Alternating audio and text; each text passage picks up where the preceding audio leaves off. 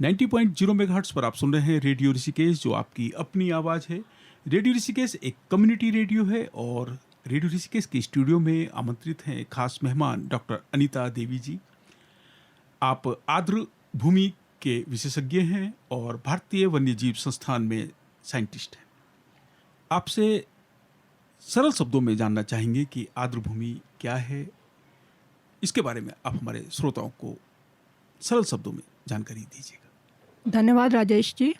मैं बताना चाहूँगी जो आर्द्र भूमि होती है, आर्द्र भूमि जिन्हें हम इंग्लिश में वेटलैंड्स बोलते हैं, ये जनरली वो वाले स्थान होते हैं जहाँ पे आपका दोनों ही जलीय और स्थलीय पारिस्थितिक तंत्र आपस में मिलते हैं। तो हम लोग बोलते हैं कि जहाँ पे भी मतलब इंग्लिश में अगर हम बोले तो ये होता है कि ट्रांजिशन जोन होता है between aquatic and terrestrial ecosystem.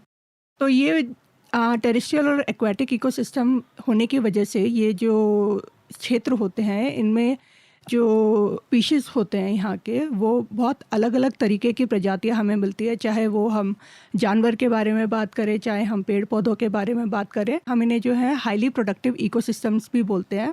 और ये जो इकोसिस्टम्स हैं वेटलैंड, ये हमारे 3 प्रकार के होते हैं, जो कि इनलैंड वेटलैंड्स होते हैं, हमारे मार्श वेटलैंड्स होते हैं, फिर हमारे ह्यूमन मेड वेटलैंड्स होते हैं। जो इनलैंड वेटलैंड्स होते हैं वो जनरली हमारे जो मीठा पानी होता है उसके आसपास होते हैं ये वाले इकोसिस्टम्स।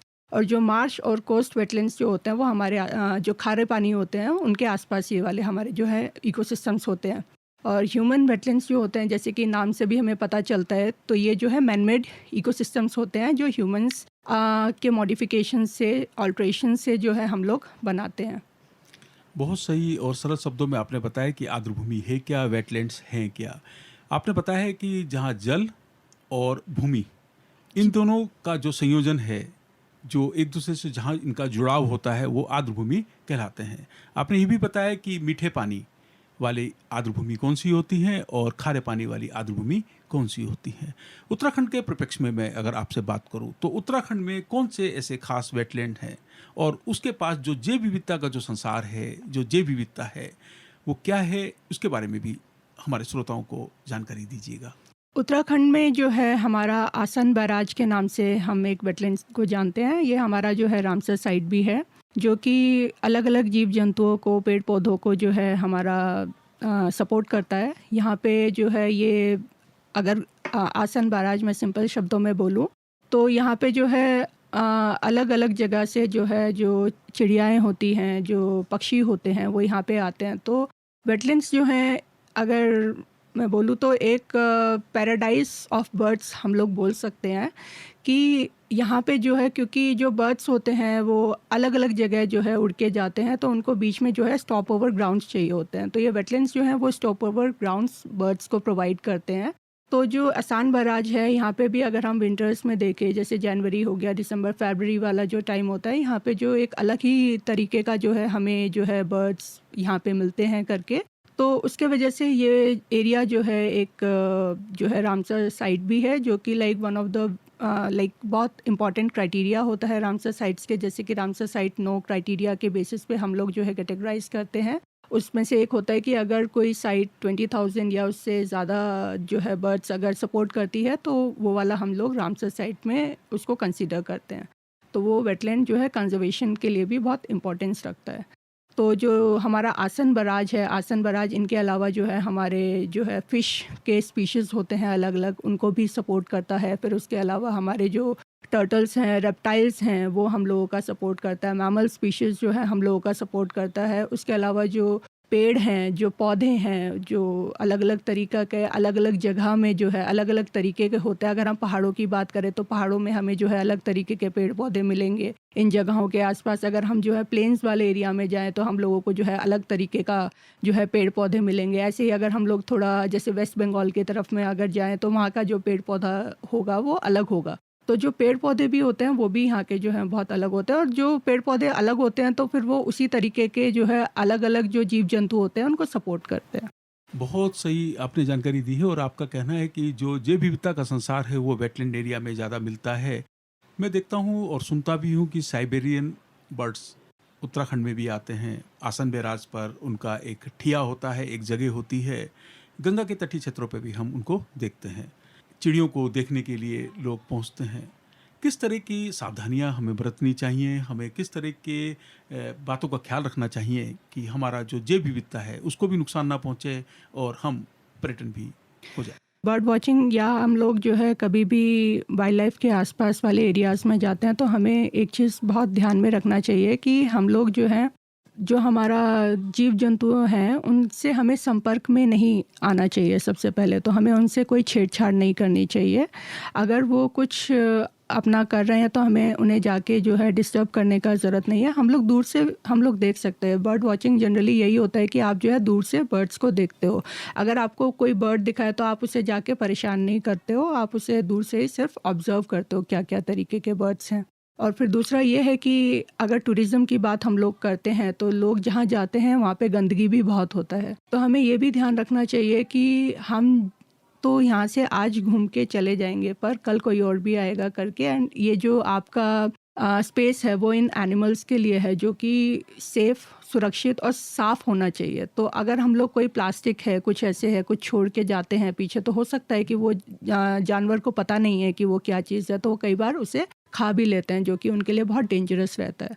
तो हम लोग को ये भी चीज़ ध्यान में रखनी चाहिए कि अगर हम लोग इन वाले एरियाज़ में जा रहे हैं तो हम इस तरीके का कोई गंदगी ना फैलाएं, या फिर हम लोग जब बर्ड वॉचिंग करते हैं करके सब उनको डिस्टर्ब ना करें, शोर ना मचाए करके। अगर हम अपना व्हीकल्स भी लेके जा रहे हैं, कई बार लोग जो है हॉर्न बहुत ज़्यादा बजाते हैं करके, देख के भी, उड़ाने के लिए भी, या मतलब फ़न के लिए भी, वो सब एक्टिविटीज़ हमें नहीं करनी चाहिए और अवॉइड करनी चाहिए। 90.0 मेगाहर्ट्ज़ पर आप सुन रहे हैं रेडियो ऋषिकेश, जो आपकी अपनी आवाज़ है। और इस समय हम मुलाकात कर रहे हैं डॉक्टर अनीता देवी जी से। आप भारतीय वन्य जीव संस्थान में वैज्ञानिक हैं और आपकी विशेषज्ञता आर्द्रभूमि यानी वेटलैंड एरिया पर है।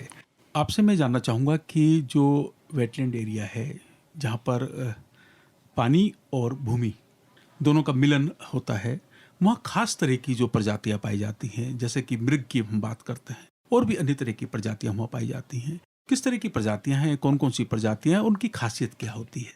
अब जैसे कि हम बात करें कि कौन कौन से हैं, जैसे वेटलैंड्स हैं। वेटलैंड्स भी हमारे जो है डिपेंड करता है कि किस एरिया में है, किस वाले क्लाइमेट के आसपास हैं। जो हैं वो खारे पानी के पास हैं या फिर मीठे पानी के पास हैं, या फिर जो है सीजनल है, परमानेंट है। उसके बेसिस पे भी होता है कि वहाँ पे आसपास किस तरीके का वेजिटेशन होगा। जिस तरीके का वेजिटेशन होगा उस तरीके का वो जो है आपका एनिमल स्पीशीज़ को जो है सपोर्ट करेगा। तो जैसे कि अगर मैं बात करूँ तो आपका ब्रह्मपुत्र के अलॉन्ग में जो है जो वेट ग्रासलैंड्स फॉर्म होते हैं, या आपका गैंजेस के अलॉन्ग में जो ग्रासलैंड्स फॉर्म होते हैं, ये बहुत प्रोडक्टिव होते हैं। तो जो वाइल्ड हर्बीवोर्स भी होते हैं, जैसे आपका इंडियन वन ऑन राइनोसिरस हो गया, या आपके एशियाटिक वाइल्ड बफेलो हो गए, या आपके स्वैम डियर हो गए, ये जो स्पीशीज़ ऐसे हैं जो कि ग्रासलैंड पे बहुत डिपेंड करते हैं।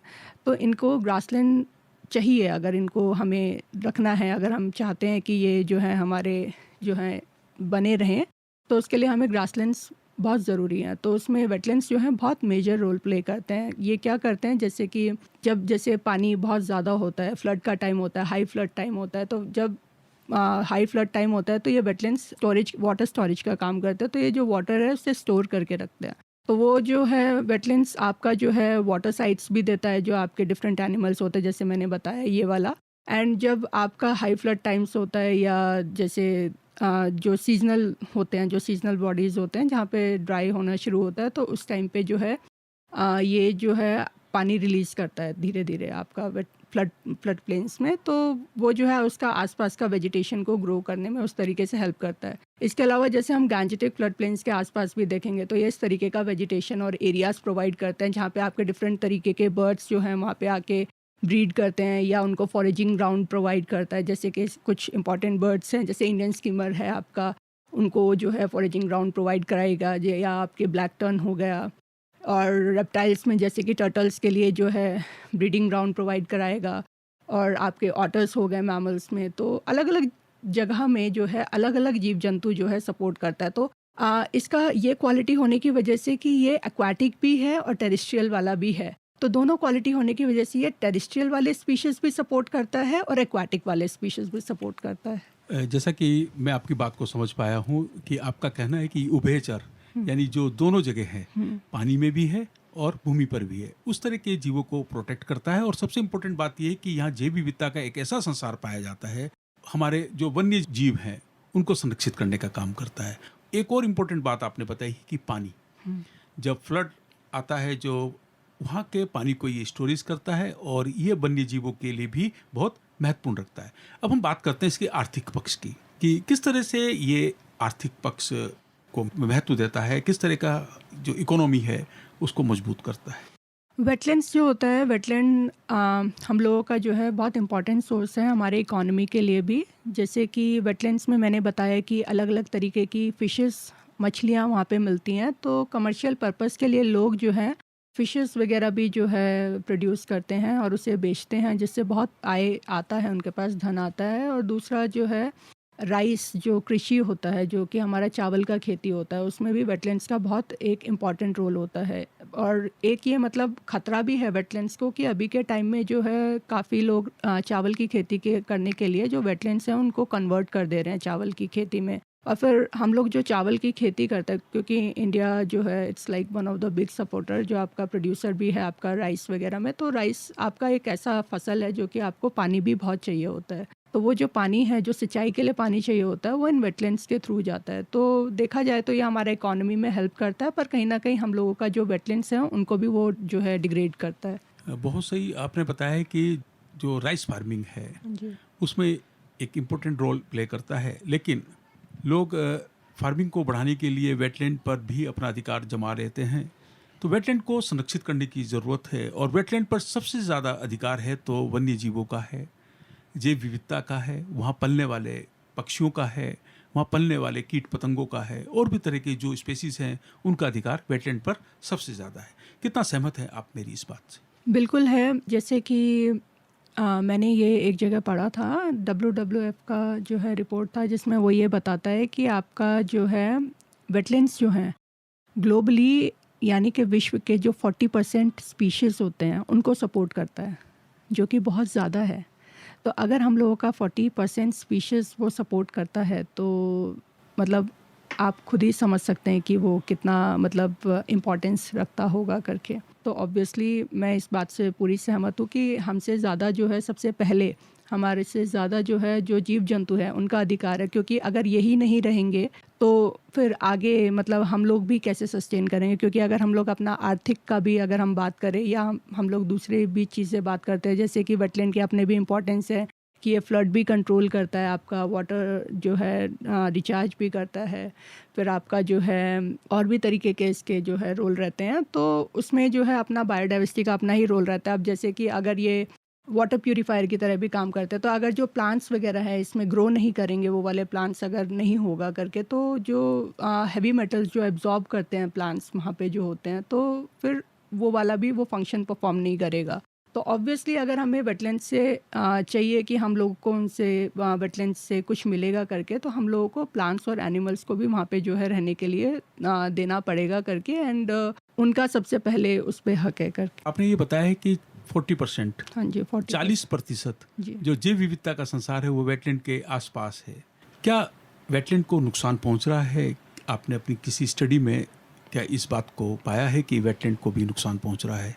हम लोग एक्चुअली अभी ऐसे समय में हैं कि हम लोग जो एंथ्रोपोजेनिक प्रेशर्स हम लोग बोलते हैं, जो मानवीय जो कारण हैं उनके वजह से जो है वेटलैंड्स को बहुत ज़्यादा हानि पहुंच रही है। जिसमें से जैसे मैंने बताया कि कृषि एक जो है one of the important factor है, जो कि राइस की खेती होती है और इरिगेशन के लिए लेते हैं, वो भी हमारा जो है खतरा है। और सबसे बड़ा खतरा अगर हम देखें ग्लोबल लेवल पे जो है हैबिटेट फ्रैगमेंटेशन हम लोग जो बोलते हैं, वो सबसे ज़्यादा होता है। अगर कहीं पे हम लोग ख़त्म करते जा रहे हैं वो जगहें, अगर हम लोग उनको किसी और चीज़ में डेवलप कर रहे हैं करके, हम लोग चेंज करते जा रहे हैं जो ज़मीनें हैं, तो ऑब्वियसली वो इम्पैक्ट करेगा। जो वहाँ पे वो इकोलॉजिकल रोल है उसका, उसको वो ख़त्म करेगा। इसके अलावा हमारा जो है अर्बनाइजेशन जो हो रहा है, जैसे कि अब हमारा जो है ओवर पॉपुलेशन हो रहा है। ओवर पॉपुलेशन होने की वजह से लोगों को रहने के लिए घर भी चाहिए, मकान भी चाहिए, सब चाहिए। तो उसके लिए जो है लोग कहीं पे भी कोई भी कुछ भी प्लान नहीं कर रहा है, एंड घर बना ले रहे हैं, या आप जो है कुछ और इंडस्ट्री वगैरह आप क्रिएट कर ले रहे हो। तो जो डेवलपमेंट है वो बहुत अनप्लान चल रहा है। तो कोई लॉन्ग टर्म के लिए उस तरीके से सोच के प्लान नहीं कर रहा है, जो कि इन सब चीज़ों को बहुत इम्पैक्ट करता है, वेटलैंड्स को भी इम्पैक्ट करता है। तो अगर हम लोगों को जैसे कि हम अनप्लान्ड चल रहे हैं करके, बट अगर हमें चाहिए कि हम लोगों का जो है सस्टेनेबल चीज़ें करें, हम लोग जो आज हम लोग वेटलैंड देख रहे हैं, कल हमारी आने वाली पीढ़ी भी उसे देखे, तो हमें अभी से ही पहल करनी पड़ेगी, सोचना पड़ेगा उस चीज़ के लिए। तो उसमें एक ये चीज़ कर सकते हैं, जैसे हम लोग सिटीज़ वगैरह अपना डेवलप करते हैं, तो उसमें हम एक अर्बन वेटलैंड वाला कॉन्सेप्ट हम लोग जो है डाल सकते हैं, जिसमें जो वेटलैंड्स हैं वो आपका रिक्रिएशनल का भी जो है करेगा। टूरिस्ट आके, जिन्होंने कभी वेटलैंड देखा नहीं होगा, शहर में रहने वाले लोग, वो वहाँ पे आके नेचर से कनेक्ट भी हो सकते हैं, नेचर के बारे में सीख भी सकते हैं, क्या वहाँ पे जीव जंतु होते हैं उसके बारे में भी सीख सकते हैं। फिर आपका जो वो रोल होता है, जैसे फ्लड कंट्रोल कर रहा है, वाटर स्टोरेज का काम कर रहा है, आपका जो है वाटर प्यूरीफायर का काम कर रहा है। तो अगर हम लोग ऐसे सोच बना के चलेंगे और मतलब अगर ये सारी चीज़ें हम लोग अपने डेवलपमेंट प्लान्स में अगर हम इंक्लूड करते हैं करके, तो देयर इज़ अ चांसेस कि फ्यूचर में जो हम लोग का डेवलपमेंट होगा वो सस्टेनेबल होगा। अर्बन वेटलैंड की बात आप कर रहे हैं, जरूरी नहीं है कि ये नदी के किनारे वाले ही क्षेत्र हों, इसको आर्टिफिशियल भी क्रिएट किया जा सकता है। वेटलैंड्स को हम लोग जो है आर्टिफिशियल भी क्रिएट कर सकते हैं, पर हमें जैसे कि देखना पड़ेगा कि हम लोगों को जो वेटलैंड है, हम किस रोल के लिए जो है वहाँ पे उसे रखना चाह रहे हैं। अगर हम लोग चाहते हैं कि वो हमारा फ्लड कंट्रोल में हेल्प करे, तो वो आपका रिवर से कनेक्टिविटी उसका जो है ज़रूरी है, क्योंकि रिवर से जब वाटर आएगा, ओवरफ्लो होगा, तो वो उसे स्टोर करेगा। दूसरा, अगर जैसे हम लोग चाह रहे हैं कि हमारा जो है वाटर प्यूरीफायर की तरह काम करे, तो वाटर प्यूरीफायर के लिए भी आपका जो है कनेक्टिविटी ज़रूरी है, क्योंकि अगर आपका कहीं से आप पानी छोड़ रहे हो और वो वेटलैंड क्लीन करके उसे आगे भेजेगा करके, तो उसके लिए भी कनेक्टिविटी आपको ज़रूरी है। तो इट डिपेंड्स कि आप किस तरीके का फंक्शनिंग या किस तरीके का रोल वहाँ पे वो वेटलैंड प्ले कर रहा है, तो उसके अकॉर्डिंग आप बना सकते हो। अगर आप सिर्फ रिक्रिएशनल के लिए बना रहे हो कि टूरिस्ट आए, नेचर से कनेक्ट हो, बर्ड वॉचिंग हो, आपका थोड़े एनिमल्स वगैरह के बारे में लोगों को पता चले, तो इस तरीके के भी आप जो है वेटलैंड बायोडायवर्सिटी पार्क वगैरह क्रिएट कर सकते हैं। 90.0 मेगाहर्ट्ज पर आप सुन रहे हैं रेडियो ऋषिकेश, और अभी हम बात कर रहे हैं डॉक्टर अनीता देवी जी से। आपने अभी हमें जानकारी दी है कि आप रिक्रिएट भी कर सकते हैं, आप किसी चीज़ को बना सकते हैं, आर्टिफिशियल वेटलैंड भी बनाए जा सकते हैं, लेकिन इससे पहले आपको देखना होगा कि आपकी ज़रूरत क्या है। अगर आप फ्लड कंट्रोल के लिए वेटलैंड बना रहे हैं तो नदी से कनेक्ट होना चाहिए। अगर आप पानी को शुद्ध करने के लिए बना रहे हैं तो आपको उस प्रवाह से भी उसको कनेक्ट करना पड़ेगा जहाँ से आपको पानी लाना है। बहुत अच्छी जानकारियाँ आप हमें दे रहे हैं। 90.0 मेगाहर्ट्ज पर आप सुन रहे हैं रेडियो ऋषिकेश। ये आपकी अपनी आवाज़ है। रेडियो ऋषिकेश एक कम्युनिटी रेडियो है और अभी हम मुलाकात कर रहे हैं डॉक्टर अनीता देवी जी से। आप भारतीय वन्य जीव संस्थान में हैं और आप आर्द्रभूमि के विशेषज्ञ हैं, और आपसे हम आर्द्रभूमि पर बात कर रहे हैं, आर्द्रभूमि के महत्व पर बात कर रहे हैं, उसके आर्थिक उपयोगिता पर बात कर रहे हैं, और आर्द्रभूमि के आसपास बसने वाले जैव विविधता पर हम बात कर रहे हैं। मैं आपसे जानना चाहूँगा कि आर्द्रभूमि के संरक्षण के लिए क्या क्या किया जा रहा है और किस तरह की पहल की जा रही है। आर्द्रभूमि का संरक्षण जो है अभी से नहीं, 1970 के टाइम पे ही जो है सबसे पहला जो है कदम उठाया गया था, जिसे हम रामसर कन्वेंशन के नाम से जानते हैं। तो इस कन्वेंशन में जो है आपका वाइज यूज़ ऑफ वेटलैंड्स को जो है प्रमोट किया गया था, मतलब कि हमें वेटलैंड्स को किस तरीके से जो है वाइजली यूज़ करना चाहिए, सो दैट कि वो आगे हमारे फ्यूचर जनरेशन के लिए भी रहे। दूसरा ये था कि इस वाले रामसर कन्वेंशन में हम लोगों को जो है साइट्स आइडेंटिफाई करने थे, वेटलैंड साइट्स, जो कि हम लोग वेटलैंड ऑफ इंटरनेशनल इम्पोर्टेंस के नाम से भी जानते हैं, और इनको हम लोग ने जो है रामसर साइट्स बोला था। रामसर नाम का ही मतलब एक अपना मीनिंग है। जो रामसर कन्वेंशन था वो आपका ईरान में रामसर सिटी में साइन हुआ था, इसलिए इसको जो है रामसर के नाम से रखा गया है। तो ये जो है हमारा 2 फरवरी 1971 में जो है साइन हुआ था। तो इस वाले डे को हम लोग जो है वर्ल्ड वेटलैंड डे के नाम से भी हर साल सेलिब्रेट करते हैं। हर साल जो है अलग अलग जगह में, अलग अलग क्षेत्र में 2 फरवरी वर्ल्ड वेटलैंड डे जो है अलग अलग तरीके से सेलिब्रेट किया जाता है, लोगों को बताने के लिए, महत्वता बताने के लिए कि किस तरीके से हमें वेटलैंड्स को कंजर्व करना चाहिए, उनका इम्पोर्टेंस क्या है, हमें क्यों बचाना चाहिए। इसके अलावा जो है हम लोगों का मॉन्ट्रियक्स प्रोटोकॉल हम लोग बोलते हैं, ये एक रजिस्टर है जिसमें हम लोग जो भी साइट्स या तो इकोलॉजिकली जिसमें चेंजेस आ रहे हैं या चेंजेस हो चुके हैं या चेंजेस होने वाले हैं, उसका ये ब्यौरा रखता है। और ये चेंजेस जो होते हैं ये आपका पॉल्यूशन के वजह से या किसी भी एंथ्रोपोजेनिक एक्टिविटीज़ के वजह से हो सकता है। तो एक तो ये होता है। और हमारा जो है नेशनल लेवल पे अगर हम लोग बात करें तो हम लोगों के जो है कंजर्वेशन मैनेजमेंट प्लान्स होता है। हमारा जो है NMCG है, national mission for clean Ganga, वो भी जो है वेटलैंड्स को लेके उनके भी अपने प्रयास हैं, जो कि मतलब देख रहा है कि कैसे जो है वेटलैंड्स बचाए जाएँ, कैसे ज़्यादा वेटलैंड्स जो हैं क्रिएट करे जाएँ, कैसे जो है लोगों को जागरूक करा जाए, कैसे लोगों को कनेक्ट करा जाए वेटलैंड कंजर्वेशन को लेके। आपने हमें बताया कि जो वेटलैंड है उस एरिया को कैसे प्रोटेक्ट किया जा रहा है, किस तरह से संरक्षित किया जा रहा है, किस तरह के कन्वेंशन पर हम बात कर रहे हैं। और हम बात कर रहे हैं कि वेटलैंड अगर सुरक्षित रहेंगे तो भूमिगत जो जल है वो भी बढ़ेगा, फ्लड को भी कंट्रोल करेगा, एग्रीकल्चर में भी काम आता है, वाटर को प्यूरिफाई भी करता है। बहुत तरह के रोल हैं वेटलैंड के। और सबसे इम्पोर्टेंट है कि जैव विविधता का संसार उसके आसपास बसता है। बहुत तरह की स्पेसिस, जैसा कि आप बता रहे हैं कि 40% से अधिक प्रजातियां वेटलैंड के आसपास दिखाई देती हैं। सबसे इम्पोर्टेंट बात है क्लाइमेट चेंज, जलवायु परिवर्तन है, उसको किस तरह से रोकते हैं वेटलैंड? वेटलैंड्स जो है हम लोगों का क्लाइमेट चेंज में बहुत बड़ा रोल प्ले करता है। ये जो है एक कार्बन सिंक की तरह काम करता है, जो कि अपने अंदर कार्बन स्टोर करता है। तो जैसे कि क्लाइमेट चेंज में हम अगर हम बात करें तो कुछ गैसेस ऐसे होते हैं जो हमारे पर्यावरण में रहती हैं, जिसकी वजह से क्लाइमेट चेंज होता है, जिसमें से कार्बन डाइऑक्साइड जो है एक बहुत बड़ी ही ऐसे मेजर गैस है जो क्लाइमेट चेंज के लिए रिस्पॉन्सिबल है। तो ये जो वेटलैंड्स होते हैं उनमें उनकी जो मिट्टी होती है, उनके जो पेड़ पौधे होते हैं, वो कार्बन डाइऑक्साइड अपने अंदर स्टोर करके रखते हैं, वो जो है पर्यावरण में नहीं छोड़ते हैं।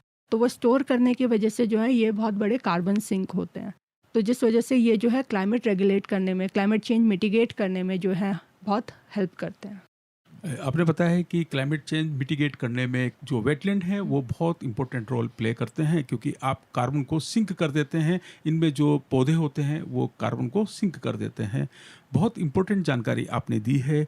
अभी हम बात कर रहे थे डॉक्टर अनीता देवी जी से। आप वेटलैंड के एक्सपर्ट हैं, आपने इस पर डॉक्टरेट किया है और आपने हमें बहुत महत्वपूर्ण जानकारियाँ दी हैं कि आर्द्रभूमि हमारे लिए कितनी महत्वपूर्ण है और आर्द्रभूमि व्यक्ति के जीवन, हमारे आसपास के पर्यावरण, हमारे जैव विविधता के संसार और हमारी इकोनॉमी के लिए कितना इम्पोर्टेंट रोल प्ले करता है। आपसे बात करते हुए बहुत अच्छा लगा। आप रेडियो ऋषिकेश के स्टूडियो में आए, आपने आर्द्रभूमि पर सरल शब्दों में बहुत सारी जानकारियाँ दी। इसके लिए आपका आभार, आपका बहुत बहुत धन्यवाद। धन्यवाद राजेश जी।